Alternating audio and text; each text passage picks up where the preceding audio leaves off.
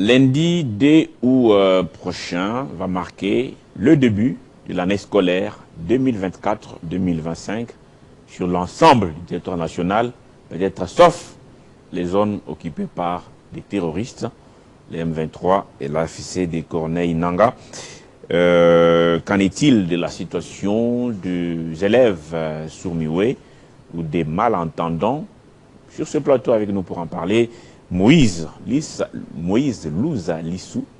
Moïse Louza Lissou, il est activiste et interprète en langue des signes. Bonjour et bienvenue. Bonjour M. Crespin, merci beaucoup. C'est pas une première, hein? Non. Ça fait quand même longtemps. Vous n'êtes plus passé par ici. Oui, ça fait... Depuis là, que faites-vous? Toujours en train d'interpréter les signes pour des personnes qui ne parlent pas comme vous et moi? Déjà que je suis très reconnaissant pour votre appel ici à Télé 50. Je me rappelle la dernière fois dont j'étais passé ici à Télé 50, on a parlé de pas mal de choses et bon, par la grâce de Dieu, les choses ont beaucoup aussi évolué, entre autres sur les plans au gouvernement. Comme vous le savez bien, que le chef de l'État avait mis un ministère, bon, je ne fais pas partie en tout cas, mais on voit quand même, tant soit peu, certaines réalisations. Et par rapport à notre sonnette d'alarme, petit à petit, on voit que ces métiers d'interprétariat en langue des signes, ça commence à prendre un peu plus de l'ampleur. Les gens s'y intéressent, les églises, même certains organismes qui travaillent dans le domaine de la santé. Mais c'est seulement au niveau des institutions ou bien le gouvernement que jusque-là, ils sont en train d'emboîter le pas. Puisque là, on parle quand même de la communication. Il faudrait que tout le monde puisse être au courant de ce que nos autorités font passer comme message. Donc, les gens maintenant s'intéressent à votre métier de plus en plus. Oui, les gens s'intéressent, mais ça dépend des objectifs de tout un chacun. Puisque déjà que c'est la communication. Tout à l'heure, vous venez de parler par rapport à la candidature de Jamka, que j'apprécie énormément ce qu'il fait au niveau de la presse, mais aussi si les journalistes ou les communicateurs d'une manière générale peuvent aussi se rendre compte de l'importance de cette inclusion en langue des signes, parce que vous, en tant que journaliste ou communicateur, votre but, c'est de pouvoir faire passer le message à toute la tout le monde sans discrimination. Sans discrimination. C'est pas de votre faute non plus, mais... Donc je devais avoir à côté ici quelqu'un qui fait pour les autres. Bien Pendant sûr, que je parle là, il traduit un peu pour... Ben, je ne vais pas aussi être très extrémiste, puisque même ailleurs, c'est vraiment pas dans tout le programme de chaîne, mais du moins dans des annonces, par exemple, qu'on estime vraiment qu'il faudrait que ça puisse toucher tout le monde, il faudrait de temps en temps y penser. On voit même certains certains présidents ailleurs, ils ont toujours des interprètes dans des débats politiques, dans des par-ci par-là. Mais au Congo, on en parle, mais on espère que dans des jours qui arrivent, il y aura un mouvement, un changement dans ce sens. Alors, est-ce qu'au Congo, il y a beaucoup de sourds-muets maintenant? Est-ce qu'il y a des statistiques pour savoir le pays a combien de sourds-muets? Bon, en termes de statistiques, déjà nous-mêmes, d'une manière générale, on ne sait pas si on est au nombre de combien jusque-là. Si, non, je parle des sourds-muets. Oui, j'en arrive. Vous n'êtes pas sourd-muet, vous interprétez. Hein? J'en arrive. Et parlant que de sourds-muets, je n'ai pas de chiffres, des chiffres, mais sur base de chiffres que j'avais de personnes vivant avec handicap d'une manière générale, ils représentent 15% des 15% de la population. C'est quand même énorme. Quand je dis donc il y a 15% de la population congolaise vivante avec handicap. Bon, pas seulement si je donne le mot. Ça englobe tout le monde. Ceux qui ont une mobilité réduite, ceux qui sont aveugles. Voilà. Mais s'il faut aussi intégrer les malades mentaux, parce que vous vous rappelez que les ministres de la Santé avaient dit au Congo, nous avons 25% de malades mentaux. Oui, justement. C'est-à-dire que quelqu'un peut être là, habillé comme vous êtes là, un costume bien, mais la tête tourne en ralenti. N'est-ce pas? Oui. Donc ces gens sont incorporés dans la liste des personnes vivant avec handicap. Oui, déjà que sur le plan appellation, personnes vivant avec handicap, selon la Convention nationale de droits de personnes vivant avec handicap, et on a voulu un tout petit peu changer cette appellation. C'est qu'aujourd'hui, on a on parle plutôt de personnes handicapées. Pourquoi? Parce qu'on dit personnes vivant avec handicap, on suppose que l'handicap c'est un virus. Tout le monde d'une manière ou une autre a un handicap. Ça veut dire, si, Monsieur Crespin, si vous retrouvez dans un bâtiment où vous voulez arriver même au 2e niveau, et s'il n'y a pas des ascenseurs, même pas des escaliers, vous êtes handicapé. C'est la même chose avec eux. Le problème, c'est de trouver des mesures adaptées à eux, pour qu'ils soient intégrés complètement dans la société. Vous et moi, comme je viens de dire tantôt, si vous n'avez pas des escaliers, vous n'avez pas d'ascenseur, vous serez dans l'incapacité. Personne avec handicap. Vous serez handicapé par rapport à une situation. Donc le handicap, c'est sur base d'une situation, d'où ailleurs, il y a des réformes, il y a, par exemple, pour des aveugles, il y a des écritures braille. Pour les sourds, il y a la langue des signes qui est toujours mise en avant-plan. Pour les handicapés moteurs, physiques, le boiteux et tout, il y a des ascenseurs, des rampes dans des bâtiments. Voilà. Je vis avec celui qui était là avant vous que à Paris, aujourd'hui, démarre les Jeux paralympiques. C'est-à-dire, on a créé aussi un jeu pour donner la chance aux personnes à mobilité réduite, hein, n'est-ce pas, d'aller aussi participer à la grande fête, comme les autres qui étaient là, ceux qui ont tout en forme et puis qui ont participer aux Jeux Olympiques. Donc c'est une adaptation. Alors, parlons maintenant de la rentrée scolaire avec des élèves, notamment les sourds-muets. Vous n'avez pas des chiffres en tête pour Kinshasa. Je sais qu'il y en a, ils existent. C'est quoi la grande difficulté pour ces élèves, les sourds-muets, qui doivent aussi aller apprendre? Ou c'est quoi la difficulté pour un parent qui a un élève sourd-muet, qui aimerait qu'il devienne, par exemple, médecin, qui devienne juriste, médecin, économiste, bon, pourquoi pas même journaliste? C'est quoi la grande difficulté pour un parent comme ça? Je vous remercie d'abord pour cette question, elle est très pertinente. En tout cas, je répondrai en 2 ou 3 phases. C'est que je commencerai par déjà le parent. La plupart des cas, ou bien la plupart de fois, certains parents, une fois qu'ils constatent que l'enfant a tel ou tel autre handicap, ils ne prennent vraiment pas soin de pouvoir l'accompagner par rapport à son parcours scolaire ou bien académique. On a beaucoup d'exemples comme ça. C'est aux parents de pouvoir savoir d'abord que Dieu ne gaspille pas la vie. Quand Dieu donne la vie, peu importe l'état de l'enfant, je ne suis pas encore parent, je sais que au début, c'est pas facile. Mais après, il faudrait que le parent puisse accepter de vivre avec les enfants qui vivent avec handicap. De la même manière qu'ils fournissent des efforts, de l'énergie qu'ils mettent pour pouvoir scolariser les autres, entre guillemets, qui sont valides ou normaux, ils doivent utiliser la même force pour accompagner cette catégorie de personnes. Il y a plusieurs enfants vivant avec handicap qui sont à la maison. Bon, merci quand même, merci, pas quand même, merci au chef de l'État pour la gratuité de l'enseignement. On voit vraiment que les enfants vivant avec handicap, de plus en plus commencent à fréquenter les écoles. Mais il y a un problème. Là, je parlais de parents. Maintenant, sur le plan gouvernement, par exemple. Et déjà, parlons de sourds, parce que là, je suis activiste, mais je parle plus pour les personnes sourdes et malentendantes. C'est qu'ils n'ont pas déjà des écoles. L'État, jusque-là, je ne sais pas, à moins que je ne puisse pas être bien informé, mais l'État, jusque-là, n'a pas vraiment mis des écoles pour eux. On a des écoles avec les catholiques, les villages Bondeko avec les coordonnateurs, M. Labentimba qui fait un merveilleux travail, mais ce n'est pas suffisant. C'est à compter au bout du doigt. Dans toutes les 24 communes, il n'y a pas des écoles pour les sourds. J'aimerais... Même pas une seule école?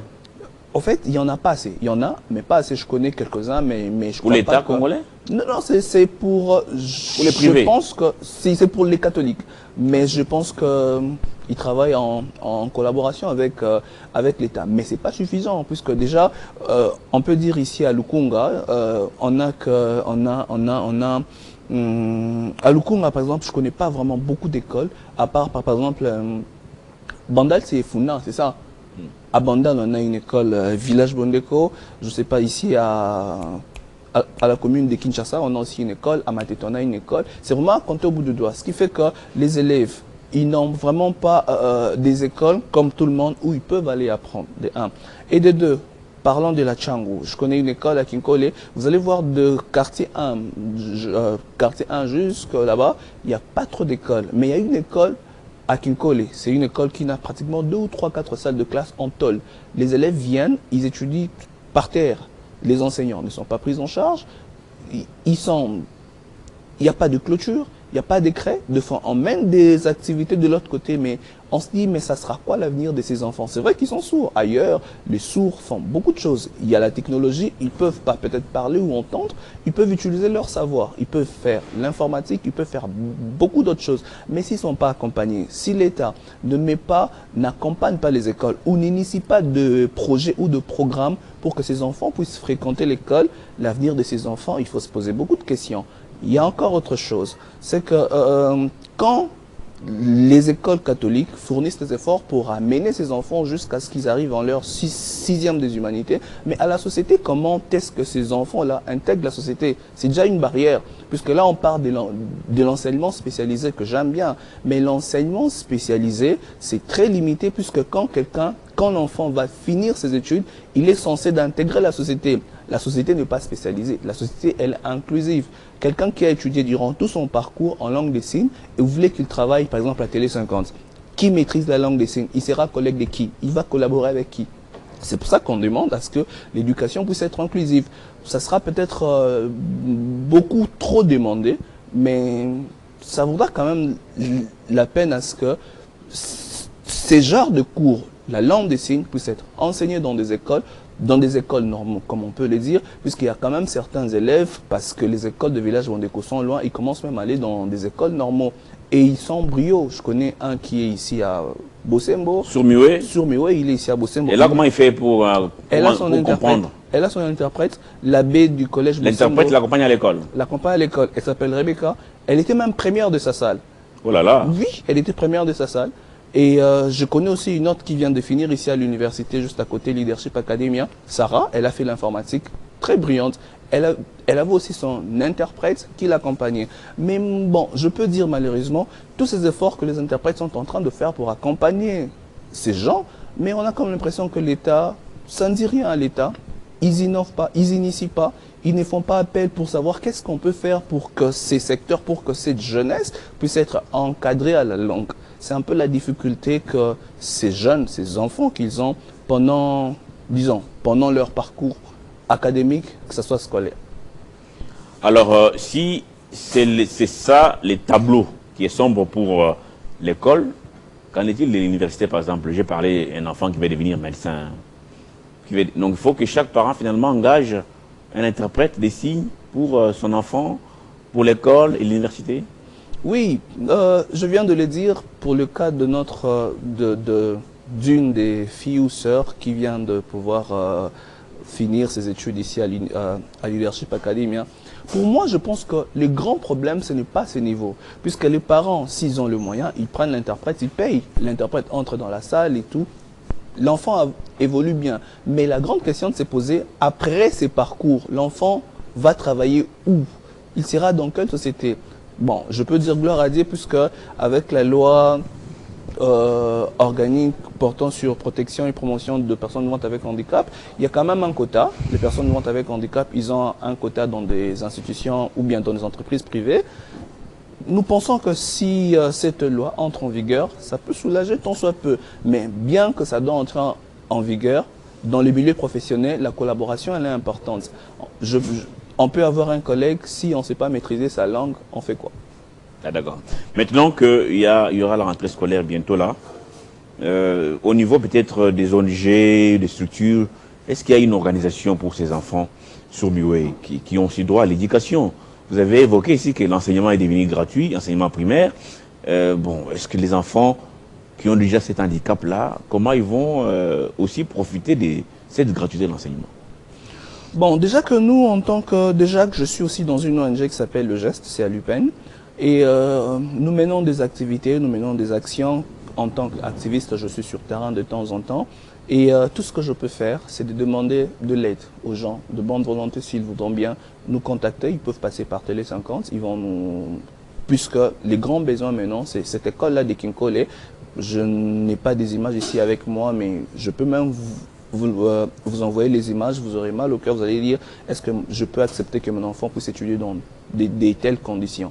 Donc s'il y a des gens qui veulent bien nous accompagner, On est très crédible, on est très transparent. Ils peuvent même gérer leur financement. Nous, on peut les accompagner. Il n'y a pas de souci. L'essentiel, c'est que ces enfants puissent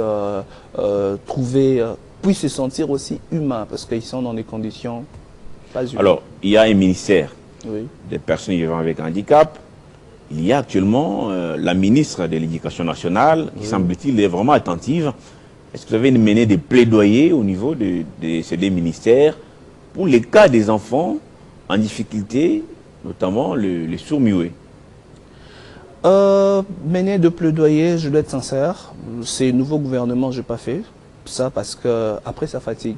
Mais je crois que ça aussi c'est un moyen ou c'est un appel aussi que je suis en train de lancer. Le problème, c'est que quand on parle même de personnes vivantes avec handicap, les gens s'imaginent déjà de personnes à mobilité réduite, les handicapés moteurs, mais très souvent, on oublie certaines catégories, par exemple les sourds, les aveugles, tout ça. Donc, si jamais Madame la ministre ou son équipe pourrait nous suivre en ce moment-ci, nous sommes très ouverts, on peut travailler ensemble pour apporter un plus dans ces secteurs. Merci en tout cas pour cet appel. Beaucoup de courage aux parents et bon, peut-être un message à ces enfants. Moi, je ne saurais pas leur parler. Peut-être à ces enfants qui nous suivent, ces enfants sourds, muets ou les malentendants qui ont des difficultés énormes. Leur souffrance, en tout cas, je comprends. Et la souffrance de leurs parents, et toutes les difficultés. Est-ce que vous avez un message pour ces enfants en langue des signes, parce qu'ils vont vous écouter, ils seront peut-être heureux de savoir qu'il y a au moins quelqu'un qui plaide notre cause et que nous ne sommes pas seuls. Alors, j'aimerais bien le faire en langue des signes. Ouais, ok, je le fais où c'est de l'autre côté. À la caméra là, oui. À la caméra, ok. Je dirais ceci. Je le fais en langue des signes. Vous connaissez mon nom, c'est Moïse Louzaïsou. Alors, je vous encourage, vous, les jeunes sourds, de pouvoir continuer à étudier. L'école ou bien les études, c'est très important pour l'avenir. Ne vous arrêtez pas, ne vous découragez pas. Continuez, ayez beaucoup de courage. Un jour, le Seigneur vous fera grâce, vous allez réussir dans la vie. Bientôt, c'est la rentrée scolaire. Fournissez des efforts, il ne faut pas s'absenter à l'école. En tout cas, faites de votre mieux pour participer, devenez très utile à la société. Demain, certainement, beaucoup de choses meilleures vous seront offertes. Merci beaucoup. Merci. Merci Moïse Louzaïsou pour ces messages à ces enfants en difficulté. Je rappelle que vous êtes activiste, vous êtes interprète en langue des signes. Merci pour votre échange et pour cette analyse et cet apport. En tout cas, beaucoup de courage. J'espère que les portes vous seront ouvertes pour les soutiens à tous les niveaux et pourquoi pas au niveau du gouvernement pour venir en aide à ces Congolais qui souffrent parce qu'ils n'entendent pas, ils ne parlent pas, ils ont beaucoup de difficultés. Merci M. Crispin. Si vous voulez que je donne mon numéro. Allez-y. Alors c'est 082 24 25 613. C'est le seul numéro que j'ai WhatsApp. Facebook c'est Moïse Louzaïsou. Reprenez encore comme ça, ils vont noter. 082 24 25 613. Non, 082 24 25 613. Moïse Louzaïsou. Merci. Merci Moïse et à très bientôt. Merci beaucoup. On pourra peut-être encore y avoir une autre émission pour savoir si ces enfants ont repris les chemins de l'école et comment ça se passe. Merci à vous tous qui nous avez suivis de partout à travers le monde. J'étais heureux de vous tenir compagnie pendant ces 3 heures de direct avec beaucoup de rubriques. C'est vrai qu'on a manqué les 5 questions et escale. Ça va venir demain. Je serai avec vous demain. Désormais, tous les mercredis et jeudi de la semaine, je serai ici pour vous présenter 50 bonjours. Vos messages sont très nombreux. Excusez-moi, je n'ai pas eu le temps de les lire aujourd'hui. Mais demain, je vais revenir sur tous vos messages et je vais vous donner des réponses. Pour ceux qui veulent savoir qui sont candidats à l'INPC, je dis bien, nous avons Jean-Marc Kassamba qui est le candidat en tout cas sérieux et qui est soutenu par beaucoup de journalistes à Kinshasa et partout à travers le territoire national. On votera utile en septembre prochain lors de ces congrès, la grande messe de la presse congolaise. Merci à vous. Je vous retrouve demain, jeudi, sur ce même plateau avec les mêmes plaisirs. Au revoir.